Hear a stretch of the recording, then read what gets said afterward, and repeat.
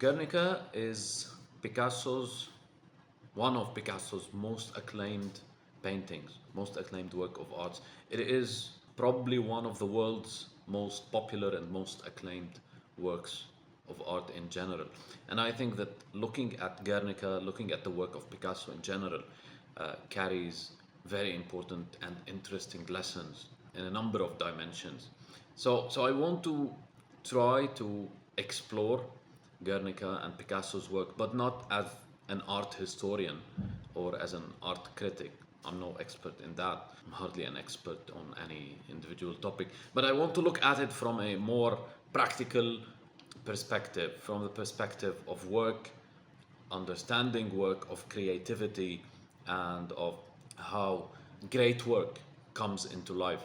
And so basically, I want to look at it from three important ways. One, on source, so on creativity, originality, where do they come from?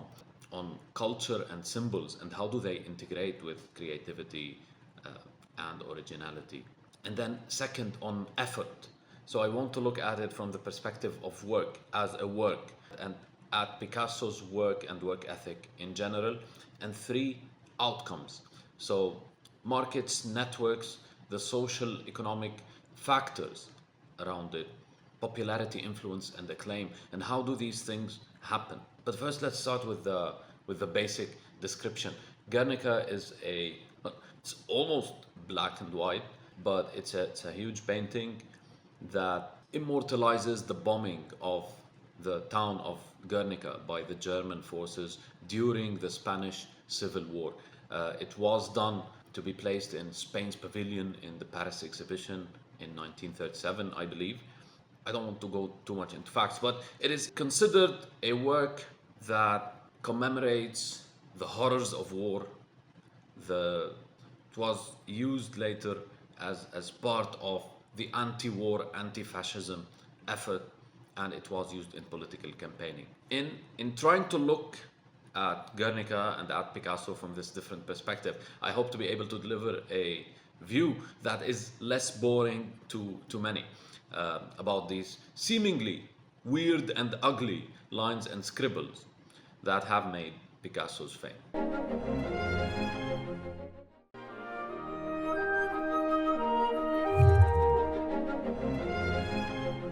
On source. So how original is Guernica, and where does creativity come from? Is it like some sort of divine inspiration, or is it more of a gradual problem-solving process? Now, these two perspectives, among many other perspectives on creativity, are always fighting and struggling.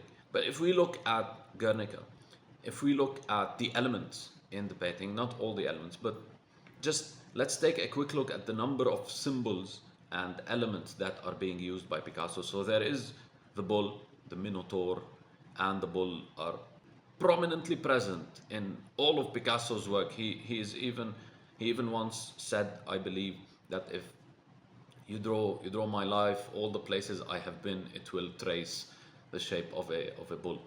So there is the bull, there is the horse, and the bull killed the horse. The horse is injured, it's dying. There is a dying warrior. Well, actually, he's dead, he's dismembered. There is a weeping woman, dead child. There is the eye and the light. But let's look at some symbols. So one, the broken sword. But then look at the flower coming to life from the dead warrior's hand. I've read that some people say on the hand of the warrior, these are stigmata signs.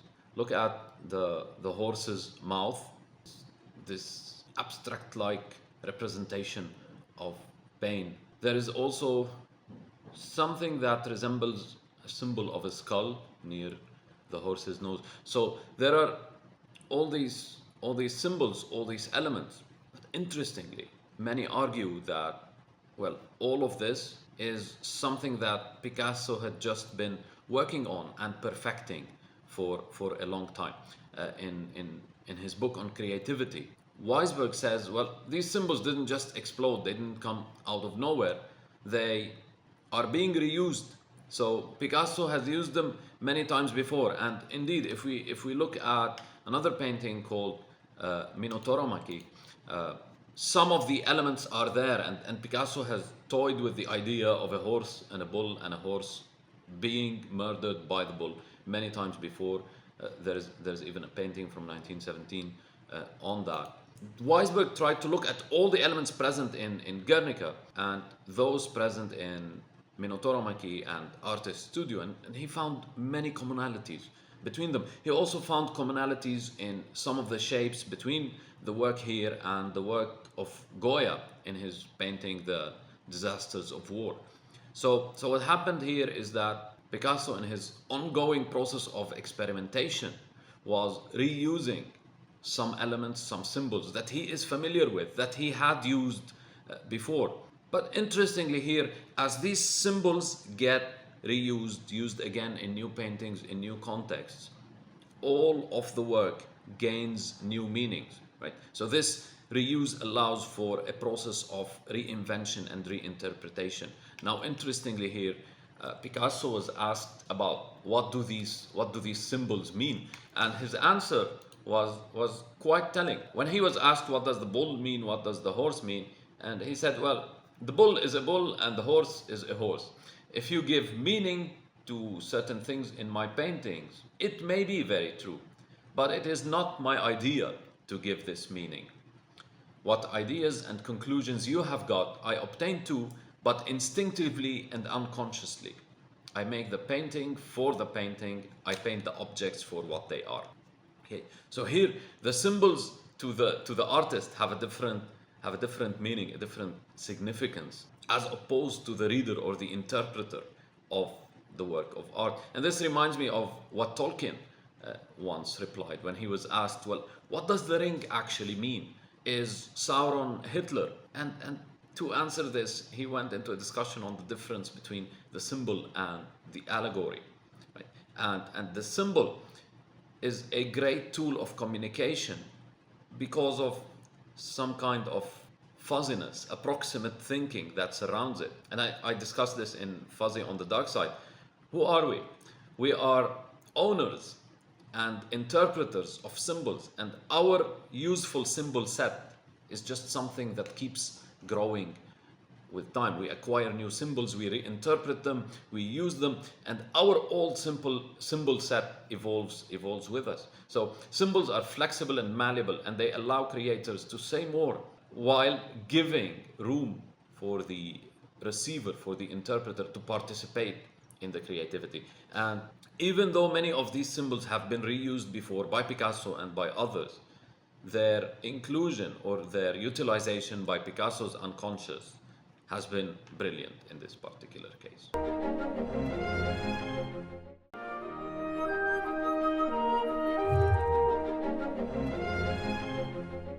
On effort. So if I told you that Guernica is a 3x7 painting, it's a huge painting. It is this iconic, important painting. And I asked you, try to guess, how much time did it take Picasso to finish this? And if somebody asked me, I would have guessed something in the months or even years. But surprisingly, he finished this painting in 35 days.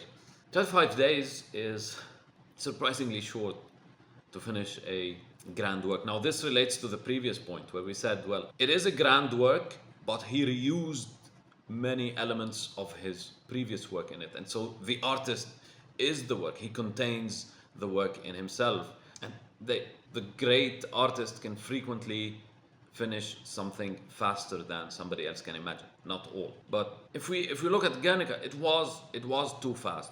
And this takes us to an important point in Picasso's work. He was very productive.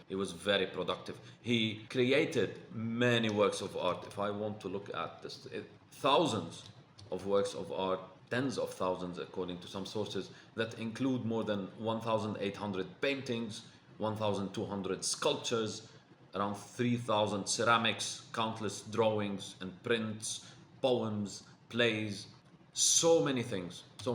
So first, he was prolific. He created all these works, but also in different mediums. And also, in different styles. So he was not only creating many works of art, Picasso was always innovating till his 80s. And he has a famous quote. He says, well, it is important. Every child in an artist is an artist. The problem is how to remain an artist when we grow up. Right? And we see this. Many people, after a few years or many years of work, their style stabilizes. They keep creating in the same way. But this wasn't the case for Picasso himself. So he created all these different works, but they are also in different media and in different styles. And maybe this is why many say that Picasso is the world's greatest artist. Back to Guernica.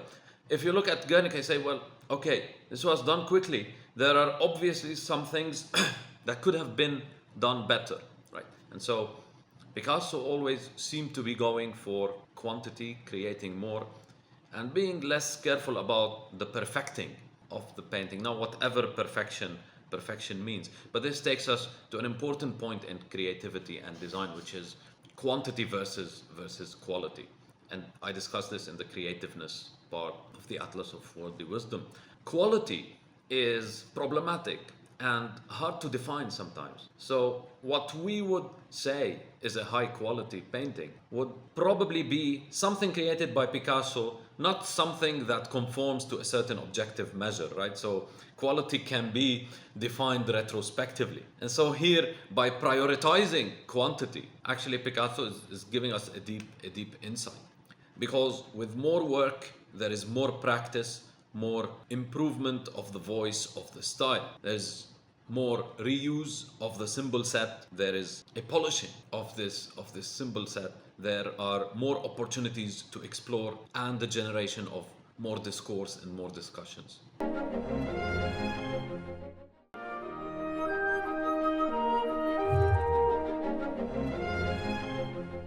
On outcomes, thinking about the networks, the markets, and the social economic factors around the success of Guernica, the success, the acclaim, the influence of Guernica. So is Guernica acclaimed, well-known, popular because it is the most beautiful work of art, or are there other factors? So we have to remember that Guernica was used as a national, in a national presentation, as I said, in the Spain's pavilion in the Paris exhibition, but it was also used in the anti-war effort, right? In the peace anti-war effort, it was used in different political campaigns, anti-fascism, and this political component contributed to making Guernica as popular as it was. In PR, there is something called newsworthiness, and there are certain things that are worth mentioning in the news, and so they tend to get more coverage. And I believe that Guernica was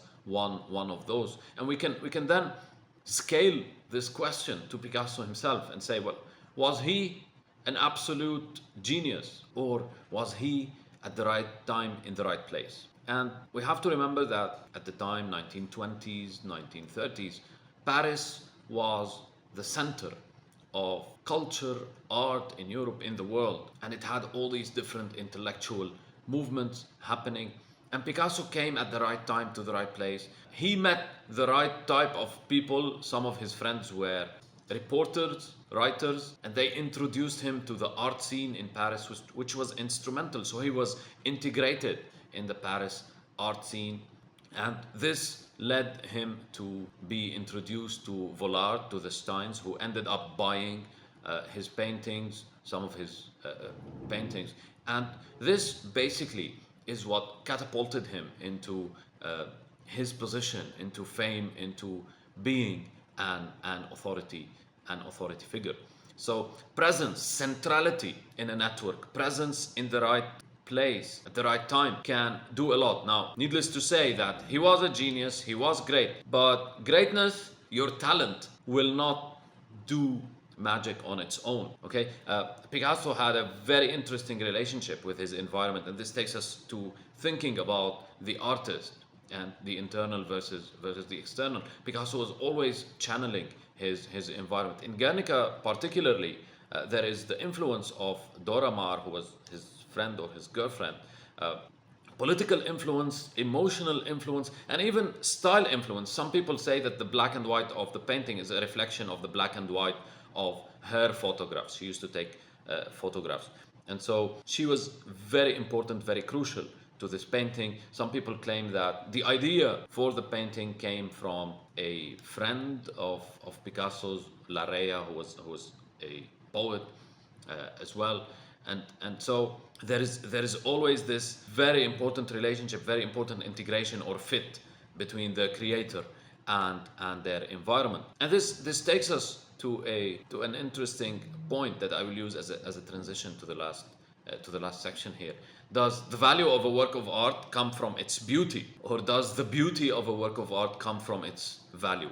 Whatever value means, value is a tricky concept. In the cultural and creative industries in general, there is a lot of importance for the star. The star can dictate what is beautiful, what is popular, what will be adopted. And so another question is, why are we talking about Guernica? Well, because many people know about Guernica. But why do they know about Guernica? Well, because many people talked about Guernica before. And because we talk about Guernica and many people talk about Guernica, it will become more well known. Okay? This happens a lot in art. So fame begets more fame, which gets more discussions, more analysis, and it becomes more integrated as a symbol in people's repertoires and people's personalities, and on and on.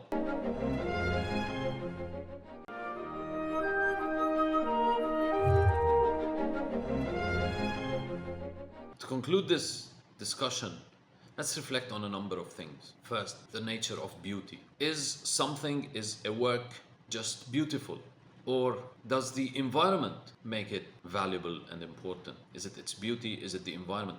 Or is it the creator?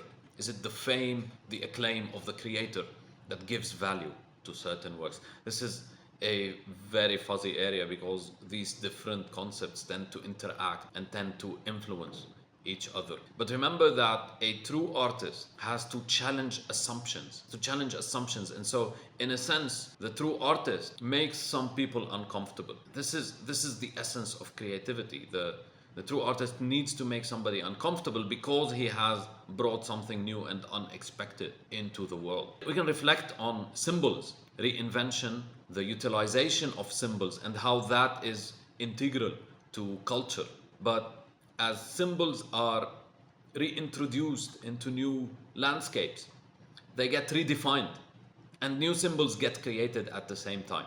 We can also reflect on effort, on the importance of creating more, of being engaged more, and of interacting with the environment. And we talked about networks, centrality, and impact, and how the environment itself can have a huge effect on the final success or not of something. The role of being at the right time in the right place. The discussion of quantity versus quality in creativeness, in work, is very prominent here in the case of Picasso. As you said, he created so many works of art, so many different media, different forms, but he kept reinventing his style too. So the invention, the creativity, the quantity side spanned different levels. Not many creators do that because many will settle on a certain style, will find their comfort zone and use that. But this wasn't Picasso. And this takes us to the point of some people saying he's the world's greatest artist. Why is he one of the world's greatest artists? And think about this personally. What does the world's greatest artist mean? Do you feel that Picasso's work has affected your own life, your own perception, appreciation of beauty and aesthetics?